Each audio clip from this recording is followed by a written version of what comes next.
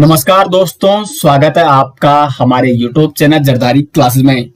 दोस्तों, उत्तराखंड परीक्षावाणी सीरीज का आज ये 29वां लेक्चर होने वाला है और दोस्तों ये इस सीरीज का आज अंतिम लेक्चर होने वाला है। इसमें हम यहाँ पे चर्चा करेंगे उत्तराखंड साहसी खेल और जो उत्तराखंड में प्रमुख खेल पुरस्कार दिए जाते हैं उनके बारे में यहाँ पे चर्चा करेंगे।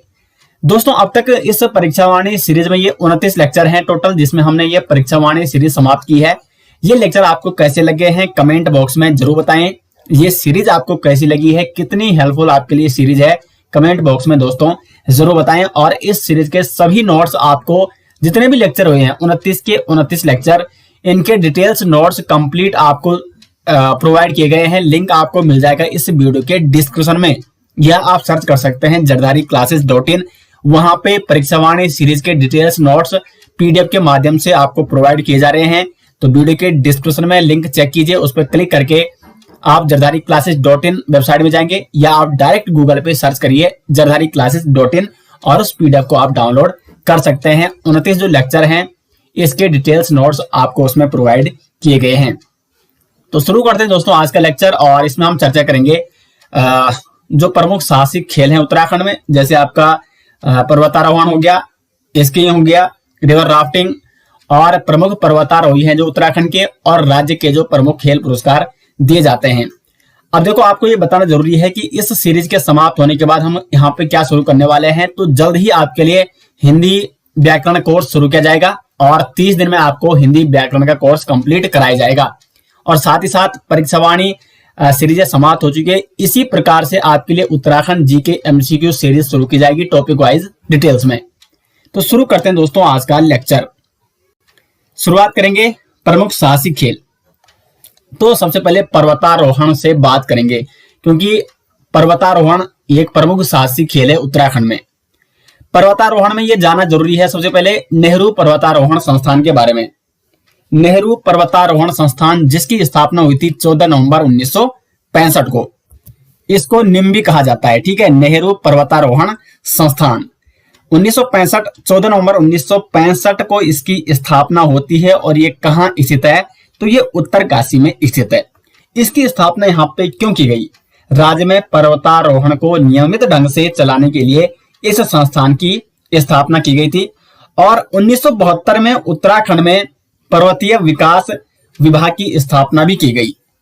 उत्तराखंड में पर्वतीय विकास विभाग की स्थापना कब की गई दोस्तों? तो 1972 में। ये भी आपको नोट करना है। अब पर्वतारोहण यहाँ पे, वैसे अगर हम देश की बात करें तो बहुत सारे आपने देखा होगा पर्वतारोही एवरेस्ट फतह करते हैं, और बहुत सारे विश्व के बहुत सारे अलग अलग क्या हैं, पर्वत हैं, अलग अलग चोटियां हैं। लेकिन उत्तराखंड में जो मुख्य चोटी है वो है नंदा देवी पर्वत चोटी। वैसे जो राज्य में पर्वतारोहण की शुरुआत मानी जाती है वो नंदा देवी पर्वत से ही मानी जाती है। 1905 की बात है। 1905 में सर्वप्रथम टीजी लॉन्गस्टॉफ ने सर्वप्रथम नंदा देवी अभियान की शुरुआत की थी, लेकिन वो इस अभियान में सफल नहीं हो पाए थे। यानी नंदा देवी पर्वत पर चढ़ने में उनको सफलता नहीं हासिल हुई थी। वो मात्र लगभग 5875 मीटर ही चढ़ पाए थे, जबकि नंदा देवी पर्वत की जो ऊंचाई है वो है 7817 मीटर। लेकिन उसके बाद 1936 में नंदा देवी पर्वत चोटी पर सर्वप्रथम सफलतापूर्वक चढ़ने वाले जो पर्वतारोही बने वो बने नोएल ओडेल और बिल टिलमैन। ये दोनों व्यक्तियों के नाम दोस्तों आपको नोट करने हैं। ये दोनों व्यक्ति नोएल ओडेल और बिल टिलमैन, जिन्होंने 1936 में सर्वप्रथम नंदा देवी पर्वत चोटी का सफलतापूर्वक क्या किया था, आरोहण किया था। और 7817 मीटर ऊंची ये चोटी है, इसका इन्होंने सफलतापूर्वक आरोहण किया था, यानी सफलतापूर्वक चढ़ने में इन्होंने सफलता पाई थी। उत्तराखंड की एक दूसरी चोटी भी है माउंट कामेट, जो कि उत्तराखंड का दूसरा सबसे ऊंचा पर्वत या दूसरा सबसे ऊंची चोटी है माउंट कामेट। तो इसमें 1931 में अंग्रेजी पर्वतारोही फ्रैंक स्मिथ और एरिन शिप्टन ने चढ़ाई की थी सफलतापूर्वक 1931 में। तो ये तो था यहाँ पे उत्तराखंड में पर्वतारोहण का इतिहास, कि उत्तराखंड में पर्वतारोहण की शुरुआत किस प्रकार से हुई। आगे बढ़ते हैं और बात करते हैं उत्तराखंड के प्रमुख पर्वतारोही कौन कौन हैं। सबसे पहले यहाँ पे नाम आता है बछेंद्री पाल का। बछेंद्री पाल जिनका जन्म हुआ था 24 मई 1954 को। जन्म कहाँ हुआ था? नकुरी गांव उत्तरकाशी, नकुरी उत्तरकाशी में। तो उत्तरकाशी की हैं बछेंद्री पाल। 24 मई 1954 को इनका जन्म होता है और 1983 के आसपास इन्होंने गंगोत्री हो गया, माणा, इन विभिन्न चोटियों में इन्होंने चढ़ाई कर ली थी। उसके बाद 1984 आता है और 1984 में ये भारत के चौथे एवरेस्ट अभियान में शामिल हो जाती है और 23 मई 1984 को बछेंद्री पाल ने एवरेस्ट फतह किया था और इस प्रकार से ये बनी थी एवरेस्ट पर चढ़ने वाली देश की प्रथम महिला। वैसे अगर आप बुक में देखोगे कई बुक्स में ये 24 मई दिया गया है, लेकिन इसका जो सही आंसर है दोस्तों वो है 23 मई। तो ये आपको विशेष तौर पर नोट करना है। 23 मई 1984 को बछेंद्री पाल ने एवरेस्ट फतह किया था और इस प्रकार से ये एवरेस्ट पर चढ़ने वाली देश की पहली महिला बनी थी और विश्व की ये 5वीं महिला बनी थी। अब इनको अगर पुरस्कारों की बात की जाए, इनको विभिन्न पुरस्कारों से सम्मानित किया जा चुका है और यहाँ से भी इंपॉर्टेंट प्रश्न एग्जाम में अक्सर पूछे जाते हैं। पद्मश्री पुरस्कार से इनको 1984 में सम्मानित किया गया था और अर्जुन पुरस्कार से इनको 1986 में सम्मानित किया गया था। उसके बाद भारतीय पर्वतारोहण फाउंडेशन द्वारा इनको स्वर्ण पदक से सम्मानित किया गया 1984 में। उसके बाद नेशनल एडवेंचर अवार्ड 1994 में इनको सम्मानित किया गया और हेमंती नंदन बहुगुणा गढ़वाल विश्वविद्यालय द्वारा पीएचडी मानद उपाधि इनको 1997 में दी गई और उसके बाद 2019 में इनको पद्म भूषण पुरस्कार से भी सम्मानित किया जा चुका है। तो बछेंद्री पाल जो कि एवरेस्ट पर फतह करने वाली देश की पहली महिला है, अपने उत्तराखंड उत्तरकाशी की थी है और 23 मई 1984 को इन्होंने सफलतापूर्वक एवरेस्ट पर फतह किया था। अब देखो इनका जन्म 24 मई को, इससे एक दिन पूर्व यानी 23 मई को इन्होंने ये सफलता हासिल की थी और इनको विभिन्न पुरस्कारों से सम्मानित किया जा चुका है। ये मैं आपको यहाँ पे बता चुका हूँ। दूसरे व्यक्ति है जेसी जोशी।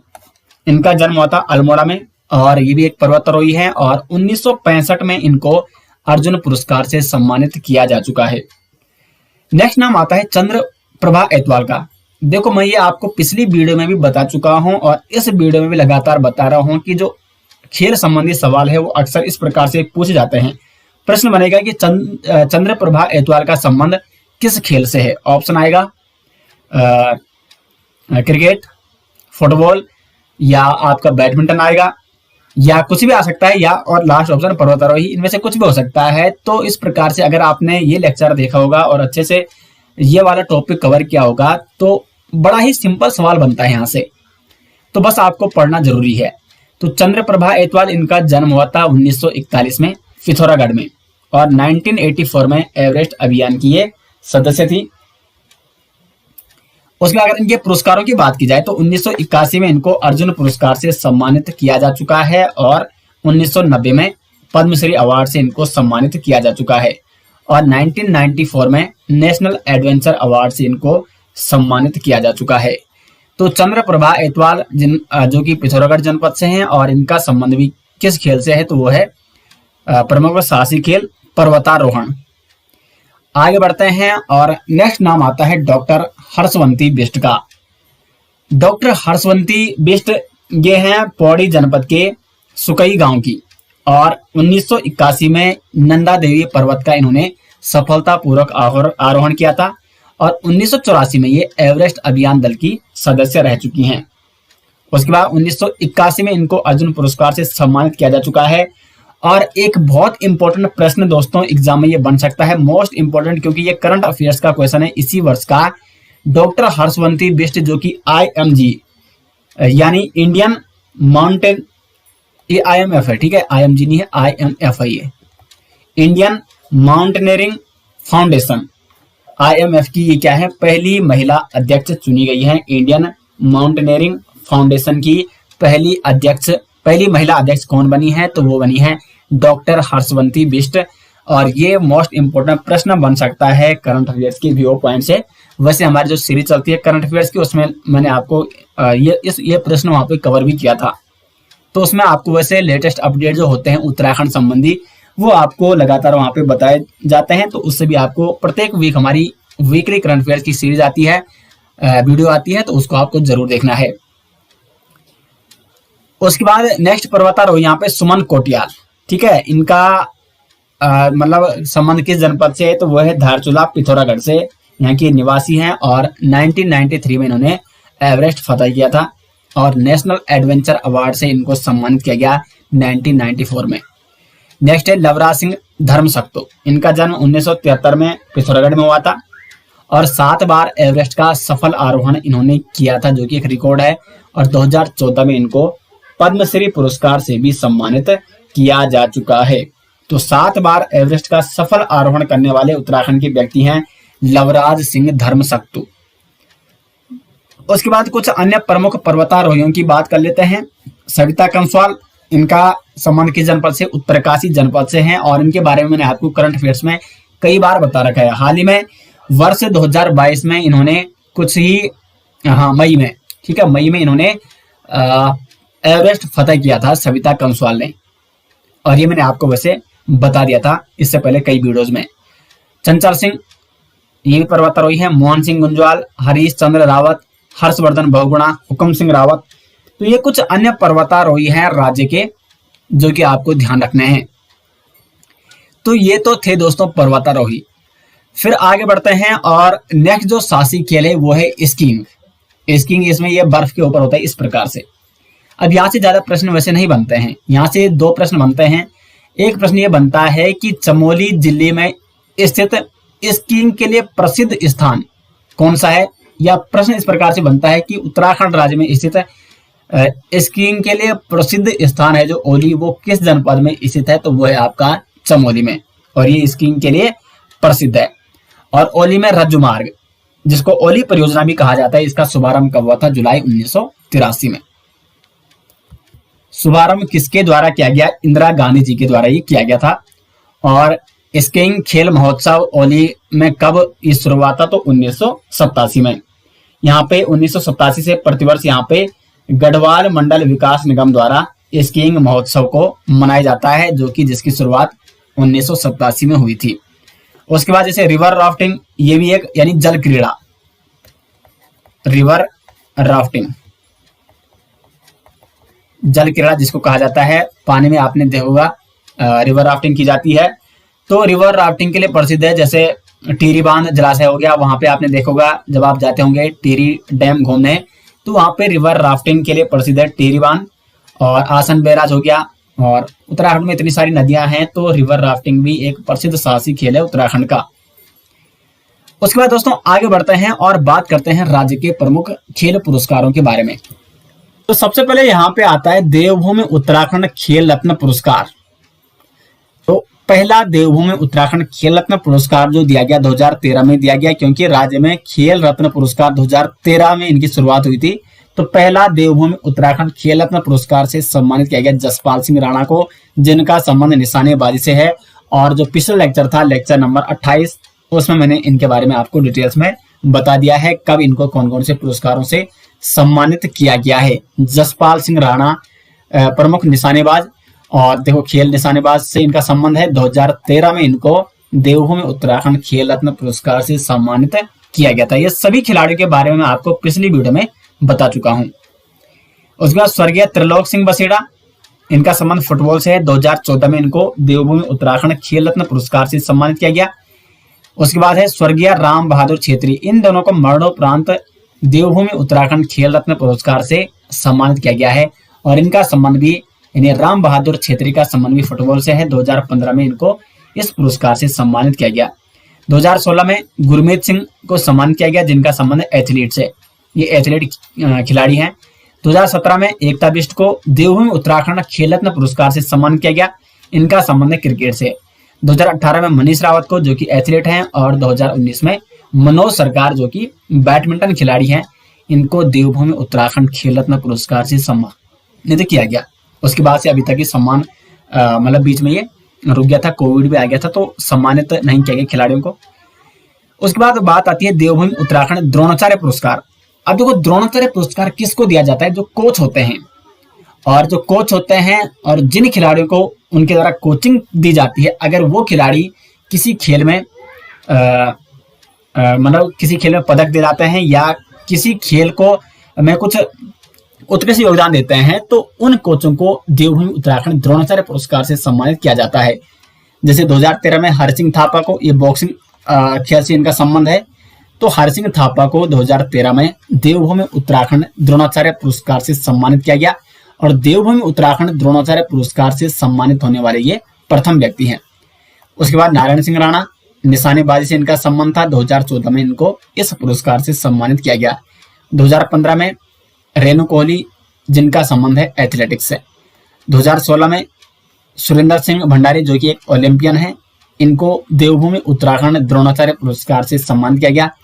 2017 में लियाकत अली, इनका संबंध क्रिकेट से है। और 2018 में अनूप बिष्ट, ये है एथलीट, ठीक है।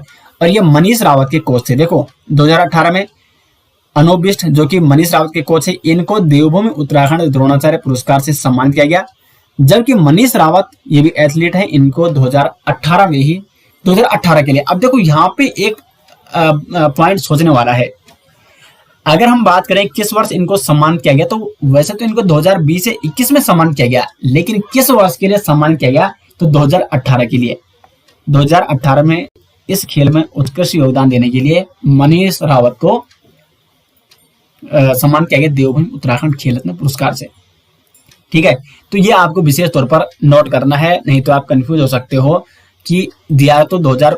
अब देखो सरकार क्या होती है, सरकार बहुत टाइम लगाती है। अब देखो पिछले 2 सालों का अभी तक दिया ही नहीं गया, तो अगर माना 2022 में ये पुरस्कार दिया जाता है, तो लेकिन किस वर्ष के लिए दिया जाएगा, कुछ खिलाड़ियों को 2019 के लिए दिया जाएगा, कुछ को 20 के लिए, कुछ को 21 के लिए, और दिया कब जाएगा 2022 में, लेकिन किस वर्ष के लिए दिया गया ये इंपॉर्टेंट होता है। अनूप बिष्ट को 2018 में देवभूमि उत्तराखंड द्रोणाचार्य पुरस्कार से सम्मानित किया गया। उसके बाद आता है Devbhoomi Uttarakhand lifetime achievement award. 2012 में ये दिया गया हरदयाल सिंह को। 2013 में पद्म बहादुर मल, इनका संबंध मुक्केबाजी से है, इनका संबंध हॉकी से है। 2014 में हरदत्त कापड़ी, बास्केटबॉल से इनका संबंध है। 2015 में भारोत्तोलन से संबंध है हंसा मंडल का, तो 2015 में इनको Devbhoomi Uttarakhand lifetime achievement award से सम्मानित किया गया। 2016 में राजेंद्र रावत को, जिनका संबंध है हॉकी से। और 2019 में अरुण सूद, जिनका संबंध है वॉलीबॉल से। तो ये कुछ प्रमुख खिलाड़ी थे दोस्तों, जिनको उत्तराखंड खेल रत्न पुरस्कारों से सम्मानित किया जा चुका है, और ये पुरस्कार थे उत्तराखंड के प्रमुख खेल पुरस्कार। तो इसी के साथ दोस्तों हमारी ये परीक्षावाणी सीरीज आज समाप्त होती है, और लेक्चर 29 लेक्चर हमने इसमें लाए थे, और काफी डिटेल्स में मैंने आपको उत्तराखंड परीक्षावाणी सीरीज में उत्तराखंड जीके कवर कराया है। अब देखो, अगर आपको उत्तराखंड जीके कंप्लीट पढ़ना है तो हमारी 3 सीरीज इसके लिए काफी महत्वपूर्ण है। नंबर 1 यूके हिस्ट्री, सब आपको निःशुल्क मिल जाएगा यूट्यूब में ही, प्लेलिस्ट मैंने बना रखी है उत्तराखंड हिस्ट्री 2022। नंबर 2 यही परीक्षावाणी सीरीज, और नंबर 3 है वो है आपकी हमारी जिला सीरीज। जिला सीरीज में भी प्रत्येक जनपद के बारे में डिटेल्स में बताया गया है। तो अगर आप इन 3 सीरीजों को अच्छे से कवर करते हो और लगातार आप हमारे साथ करंट अफेयर्स, हमारी जो वीकली सीरीज आती है उसके साथ भी जुड़े हुए हो, तो दोस्तों आप उत्तराखंड जीके में अच्छा स्कोर कर पाओगे। और उत्तराखंड का जो भी एग्जाम होता है उसमें उत्तराखंड जीके में अच्छा स्कोर करना आपके लिए जरूरी है, तभी आप अच्छा स्कोर कर सकते हो एग्जाम में। तो अगर ये 3 सीरीज दोस्तों बिल्कुल निःशुल्क है, यूट्यूब में प्लेलिस्ट आप जा सकते हो। जो बिल्कुल नए अभ्यर्थी हैं वो एक एक करके आप एक प्लेलिस्ट सेलेक्ट कीजिए, उसको आपने कंप्लीट करना है, फिर दूसरी सेलेक्ट कीजिए और फिर तीसरी। लगभग 1-1.5 महीने में दोस्तों कंप्लीट उत्तराखंड जीके आप यहाँ पर हमारे यूट्यूब के माध्यम से आप स्टडी कर सकते हो। बाकी इन तीनों के नोट्स, डिटेल्स नोट्स यदि आपको चाहिए तो लिंक आपको मिल जाएगा वीडियो के डिस्क्रिप्शन में, वहां से आप इन तीनों के डिटेल्स नोट्स डाउनलोड कर सकते हैं। तो दोस्तों आप ये सीरीज आपको कैसी लगी कमेंट बॉक्स में जरूर बताएं, और फिर मिलते हैं नेक्स्ट वीडियो के साथ। मतलब कोई नेक्स्ट हम सीरीज शुरू करने वाले हैं, क्योंकि नेक्स्ट लेक्चर तो हम अब कह नहीं सकते हैं क्योंकि ये यहीं पे समाप्त हो चुकी है। किसी नेक्स्ट सीरीज के साथ आपको जल्द ही अपडेट किया जाएगा कि कौन सी नई सीरीज आने वाली है। तो तब तक के लिए धन्यवाद।